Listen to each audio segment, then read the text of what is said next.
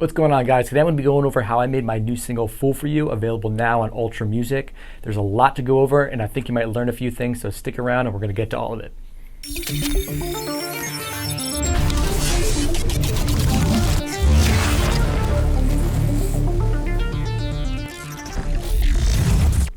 So if you're following me on social media, which you should be doing, or you saw my Black Friday video, you'll know that last November I signed to Ultra Music. And that's pretty cool because I don't really have to bounce around from label to label anymore. I finally have a home for my music, which is something I've really been looking for. I was a little bit nervous to actually release this song because it is a little bit different from other things that I've done in the past. It's a little bit slower, but so many people reached out, tell me how much they liked the song, and it got picked up by BPM. Like, I'm just blown away by the response it's gotten so far. So as a thank you, I just wanted to make a track breakdown video and kind of show you guys how the song was made. It's a pretty in-depth track, so there is a lot to go over, but I think you might learn a few things. So let's get into it. All right, guys, so right now we are in the project for Fool For You.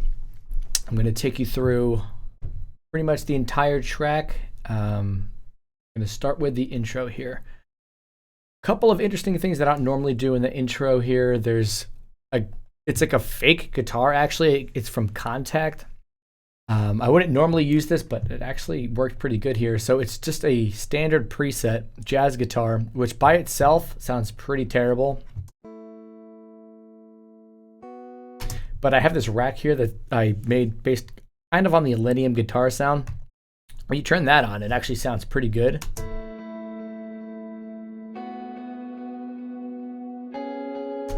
So we're starting with that. There's also this chord layer right in here, kind of like a distorted kind of piano sound.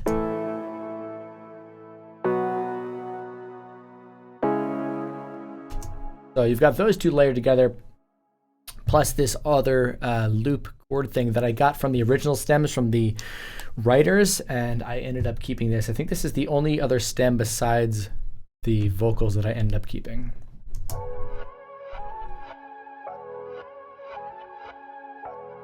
Just a nice little atmosphere there. So altogether, you've got these three stems.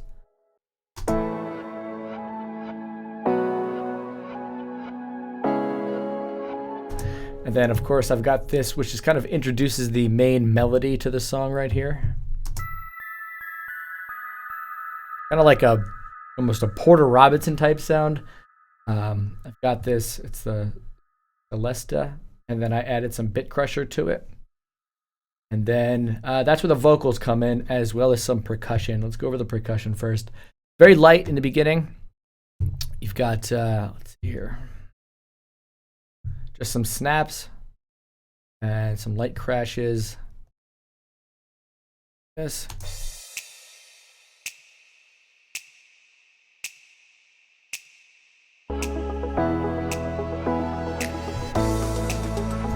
This little loop is added about halfway through. Just kind of chop that up. And then halfway through, the kick comes through. And there's also a pitch snare is also introduced.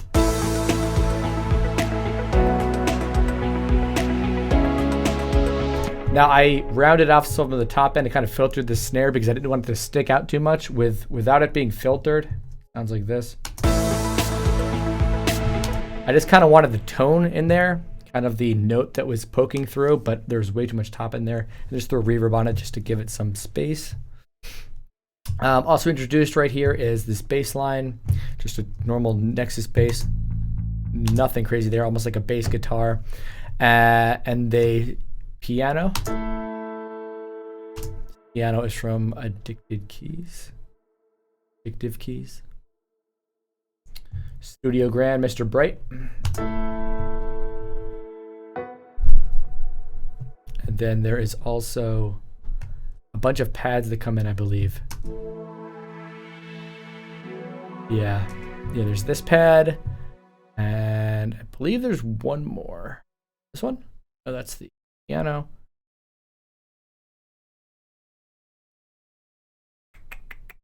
Okay. Yeah. Then there's this one as well.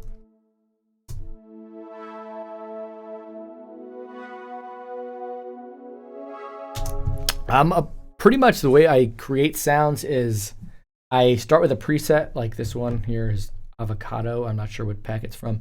And then I'll just tweak it to whatever I need it to be. It's a lot easier for me to work like that because I try to get the idea out as fast as possible, as opposed to like trying to create trying to create a patch from scratch. You kind of lose all that momentum if you're just trying to get the perfect sound. But just trying to get something that's close and then come back to it. So it's moving right along here, and then these guitars are introduced. I really like these guitar samples that I have here. I use them all the time.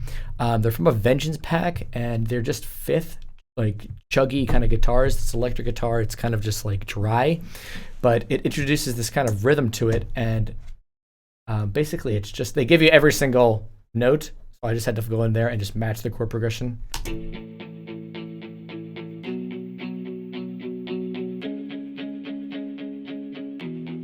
It's nothing fancy, but it's kind of adds this rhythmic complexity to the rest of the verse. And then also, we've got this ARP that's introduced in the bridge. Now, I've been drawing influence from a lot of synthwave and cyberpunk type music, and this is one of the sounds that I really wanted to bring out. Nothing complicated, but if you just had the chords, there kind of wouldn't be this pacing of the song. You know, there's just not a whole lot going on there. But when you add the ARP, it kind of creates this urgency.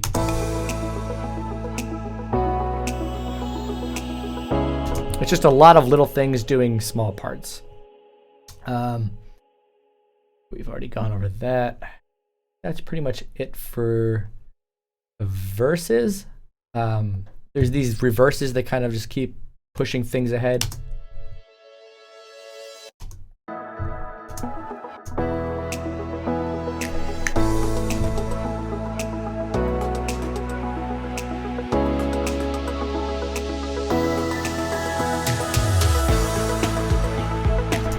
There we go. Also in the break, there's a bunch of effects that I use, most notably this vinyl noise sound. I really like to use this in breaks, especially because it kind of gives the whole song a character, this kind of dusty, almost vintage type sound. And I kind of just use it in the breaks and just put it in a very low volume. You might not notice it's there at the time, but if I take it away, it kind of really messes with the vibe of the song. Here, I'll turn that off for you. Actually, it's really noticeable in the beginning. I would turn it off. If you're listening on headphones or monitors, you will definitely be able to hear the difference in that. And then there's these other kind of effects going on. There's this atmosphere that I've pitched to the key of the track. And then there's this little almost like retrovision type vocal chop. I saw him do that once, and I thought it was so cool. It's basically you just take a sustained vocal note, pitch it up and down into a melody, and then add bit crusher to it. So it's originally sounds like this. Add the bit crusher, and it kind of gives it more of that like video gamey, again like Porter Robinson synthwave type sound.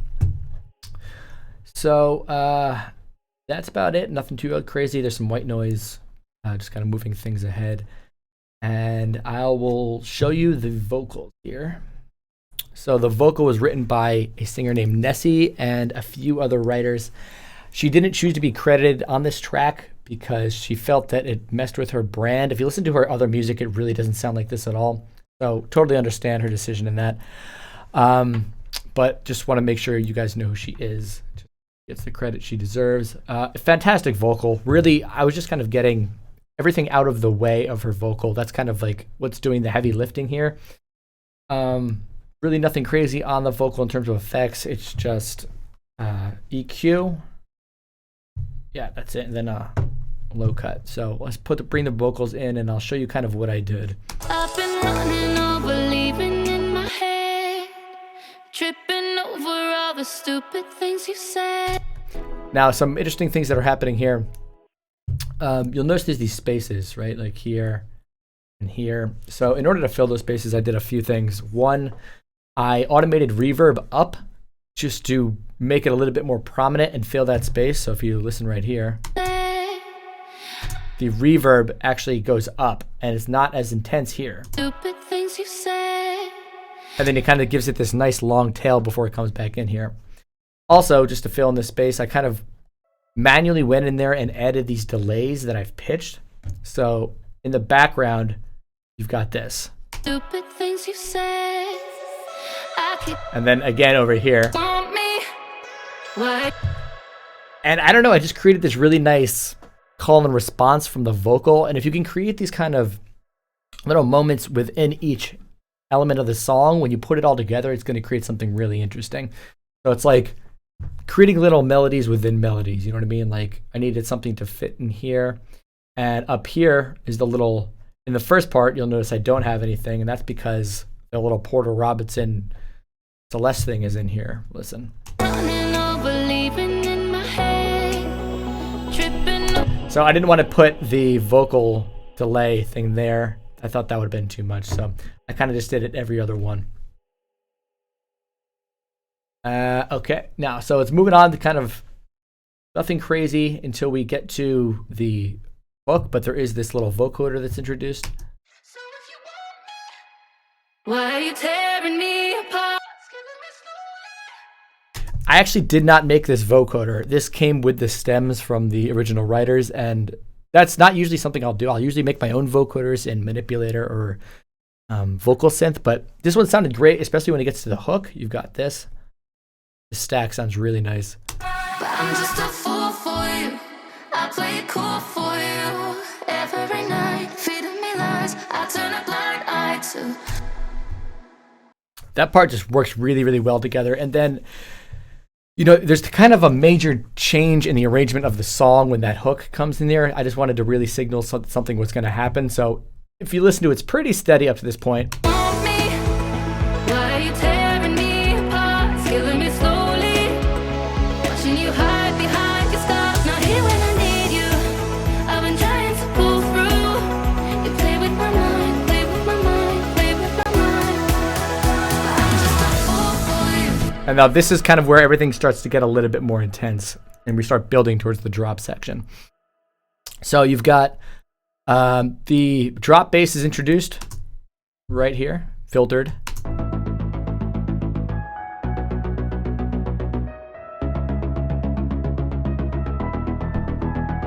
And on top of that, the ARP gets more intense. It's at its peak here.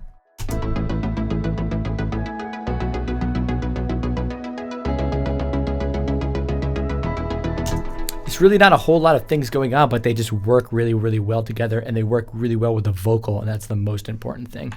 Also introduced here is, actually it's also in the very, very beginning, but you've got this piano sound.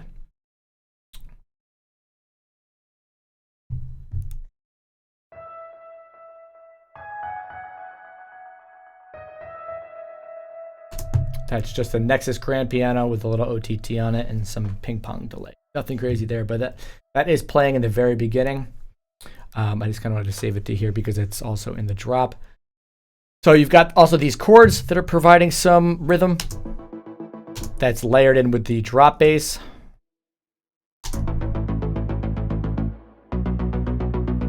So now we're starting to get things moving, and you're going to move, and we're going to build towards the drop. So let's go over the drums of the drop before I get into the synths and the vocal chop. So let's see here. I'm sorry, this project is massive. It's going to take me a minute to find everything. All right, so I tried 3 different kicks, landed on this one. It's just a Vengeance sample, and then I shortened it with kickstart. So it's kick. It's very punchy, and then I took out some of these little problem frequencies here. I tried a few other ones. We can listen to those if we want. That one is just way too like bumpy and subby. And then you've got this one. A little bit too much transient on it, almost too like EDM-y. It's kind of more of a dance pop or synth wavy type track. So finding the correct drums was really important.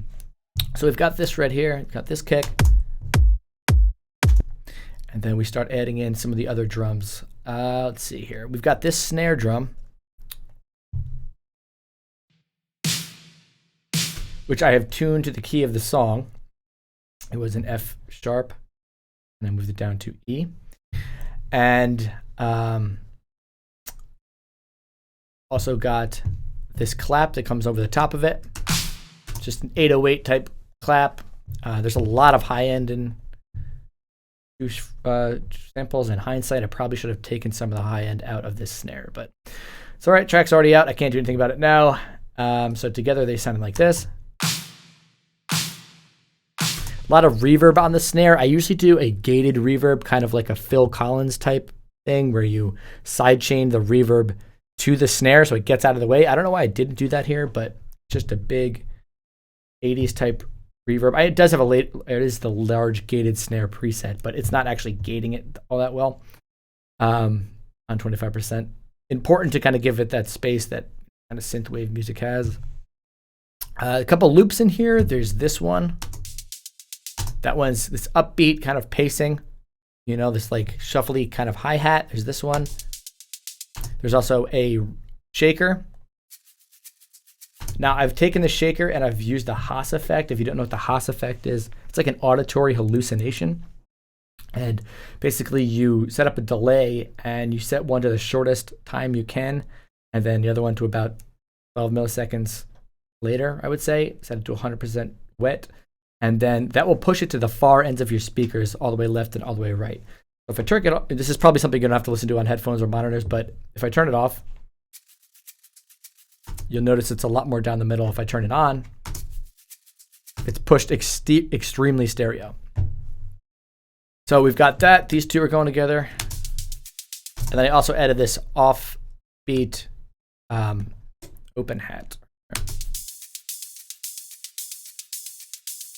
Cool. And then there's this ride in here. So a lot in terms of cymbals happening. And then there's, forgot about this guy. And then on every fourth beat, there's this like reverb clap happening. And then I just cut it off right before the kick comes back in. So the drums, there's a lot happening there, all kind of contributing to one super groovy kind of synthwave loop.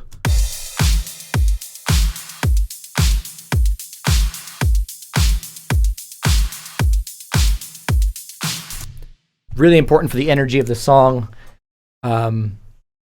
Yeah, getting the drums was one of the hardest parts of this type song, but I think I got it in the end. So we've got the drums. Let's move on to the drop section. All right, let's start with the bass. You've got this arpeggiated bass layer. Just a Spire sound. It's like an analog bass synth. You could use one of 100 presets to kind of give you the sound. Again, like I said, just found something that was close and then just tweaked it from there. And then there's also this sub layer underneath. And then they are the driving force behind the drop. This part was extremely important to get. All together, they sound like this.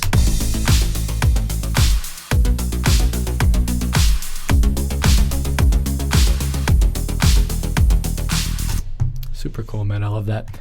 On top of that, you've got a bunch of chords happening. You've got the one that I showed you before. That's a serum patch that has been arpeggiated. Same arpeggiator that I've been using on the bass so that they're all in sync. You've got this, kind of like a big saw wave, like a Brooks. That's the name of it, Brooks chords. It's just, a big saw wave with a lot of white noise in it. Underneath that, there's like a filtered version of kind of the same thing. This one just has all the top end taken out. So those together sound like this.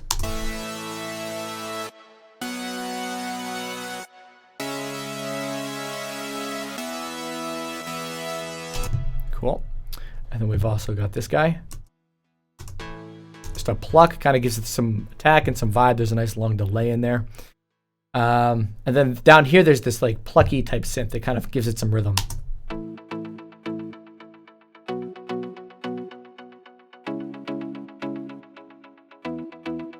It's almost like a guitar sample. And then over the top, we've got a bunch of melodies. Now, the main melody is, of course, the vocal chop, and I'm going to get to that in a minute, but there's these supporting melodies that fill in the spaces. So you've got this guy.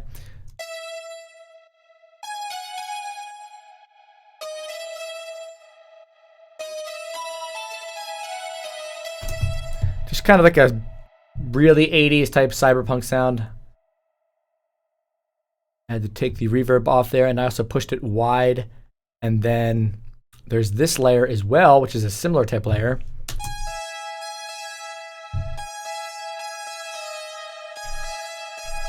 And you'll notice when we get to the vocal chop, that's mimicking the vocal chop. So together, those two sound like this.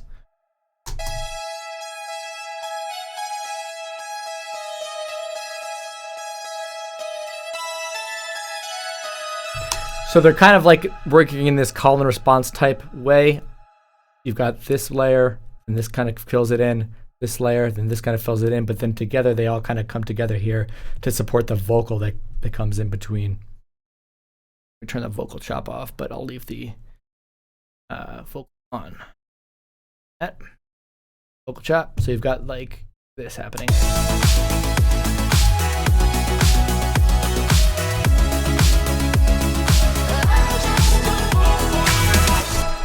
And I just kind of wanted to give the vocal some character, so I just mimicked the melody of the vocal in these synths, and I thought it worked nicely.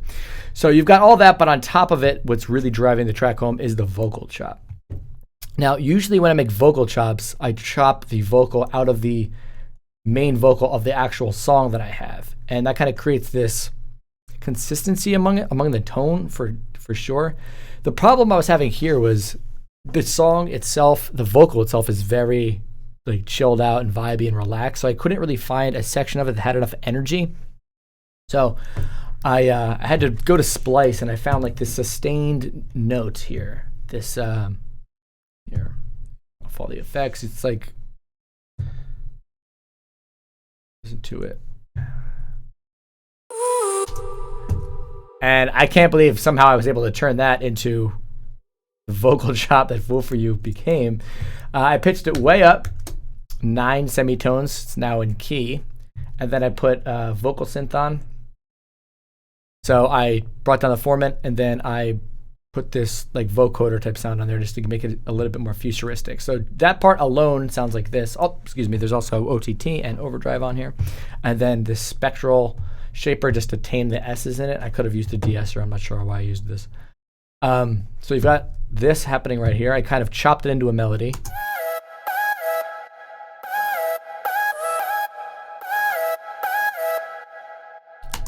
And then to play along with that, again, this call and response theme that I have for the whole track. I believe this is the same. No, this is not. This is a different sample. It looks like it's from the same pack.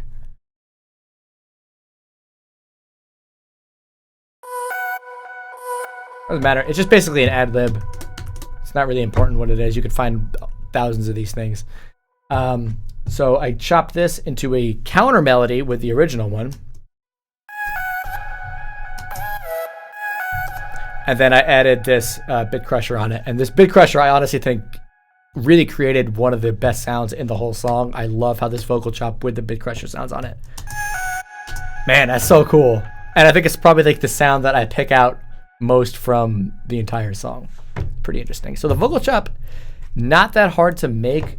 It was difficult finding the right samples. Like I said, I usually chop it out of the original vocal, but it just wasn't working here. So I need to find something that was more high energy, and I kind of stumbled upon this almost Elenium type Griffin type sound, where they just take one note and you chop it into a melody as opposed to using different parts of the vocal and chopping it into a melody, excuse me. But that's how we got here. So let's play that all together.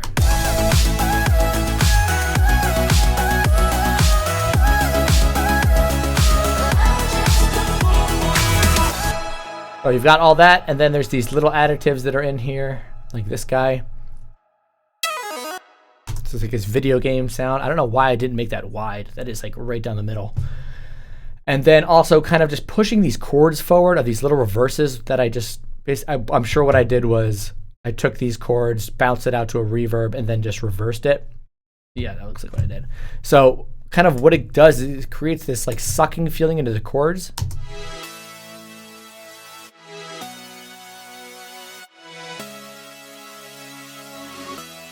Man, that part, that sounds pretty cool just alone. Yeah, so basically all you do is just take one of these chords, actually take the whole progression, put a heavy reverb on it and bounce it out and flatten it, and then just take the audio and just reverse it into each chord. It's kind of a pain in the ass because you got to go to each chord and find it and then reverse it. But I really think it works nicely and it kind of helps with the momentum of the song. Okay. Okay, I think we're moving forward here. Also, I'll just go over the effects now. I went over the effects for the break. Let's just go over the ones for the drop. One thing that I always use is crowd noise. Like here. I don't know if you ever watched like a concert video, and when the artist hits like a big moment in the song and the crowd goes wild, it kind of just creates this awesome moment, and the crowd noise just adds to it, like the feeling of epicness. So I just put that in the song, and I really just like how it works with everything. It just kind of creates this like, oh shit moment. I don't know. You'll hear it in a lot of my tracks. I always use it in replace of white noise. I actually use both here. I use this down sweeper. It's obviously on a case-by-case basis. So yeah, that's the drop section. It's just a lot of little things that are doing something. There's no one magic sauce or anything on this one. So coming out of the drop, we've got verse 2. Always tell me what I want to hear. Here I've just got the drums filtered. Right here I could have used a filter. I just chose to EQ it out. Always tell me what I want. It's like it's deafening the silence when you're near. All these bloodlines, I still hold tight, hoping you give. And moving on, then you add more of the percussion in it, and it kind of gives it a little bit more momentum. Want me? Why are you tearing me apart, killing me slowly? Watching you hide behind your scars, not here when I need you. I've been trying to cope. There are a lot of drums. Holy hell. I forgot about... I reintroduced this one too. Need you. I've been trying to pull through. There's also a tambourine in here. Man, there's a lot of layers in the drums here. I did not even notice this. This is nuts. Probably why my computer's like freaking out right now. So yeah, we're moving right along here. And then we go right back into the pre-drop. It's literally exactly the same as the first one. Another thing that helps is these stadium claps. I use these a lot in pre-drop things. It kind of just gives it this like, I don't know, feels like sing-along type feel because it feels like the crowd is clapping along. Without them, it sounds not as good. Add these in.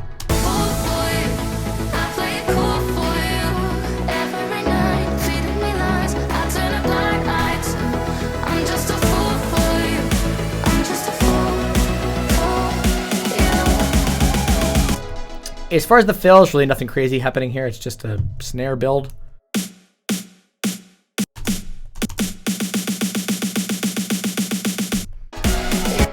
And then one thing that I should mention is this little bass slide thing. I use this on a lot of my records as well. And I put it in between the bass part right here, and it kind of just fills in the gap. So it happens right before the drop. And then it happens when the bass is cut out in the drop. So let me bring up the bass sounds.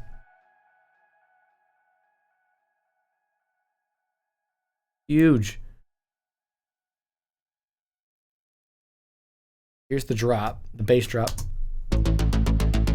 And then you've got this bass slide I use here. So it's like...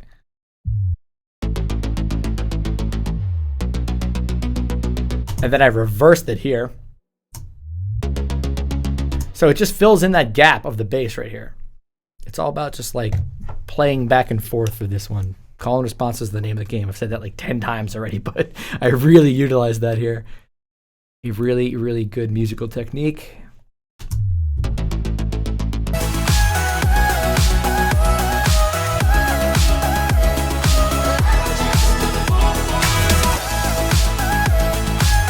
So that's going to take us into the bridge. Now, I didn't get a bridge section from the vocalist, and I thought that the track would have been too short without it.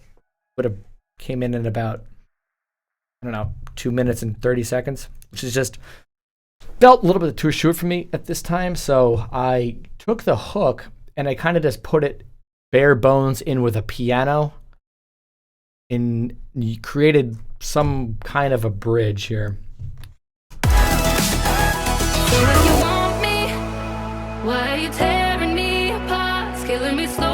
It's literally the same thing as the intro almost, but it has the hook over it. And just by changing up and putting different sections on top of each other, you can kind of create different moments. So this felt right to me because it kind of wraps it all up, for lack of a better word. It's got this kind of sing-along part at the end, and then you build it up one more time for the final drop section. Why are you tearing me apart? It's killing me slowly. Watching you hide behind your scars. Not here when I need you. I've been trying to pull through. You play with my mind, play with my mind, play with my mind. But I'm just a fool for you. I play it cool for you. Every night, feeding me lies. And then that's it. Then we just wrap it up one more time, and then it goes into the final drop.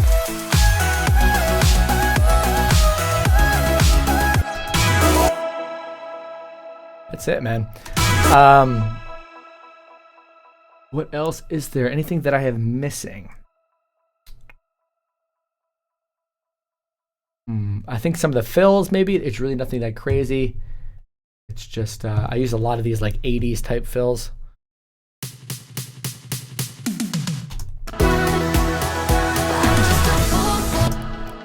Man, like when you're making songs, little things like that really put your record over and just make them more interesting. Like this little guy right here.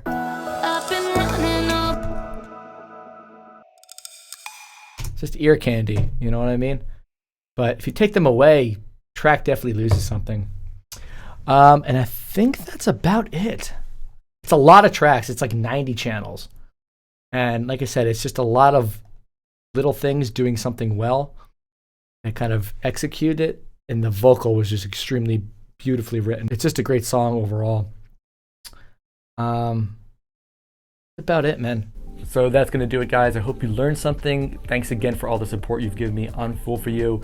Make sure you follow me on social media at Kastra Music, and I'll see you next time.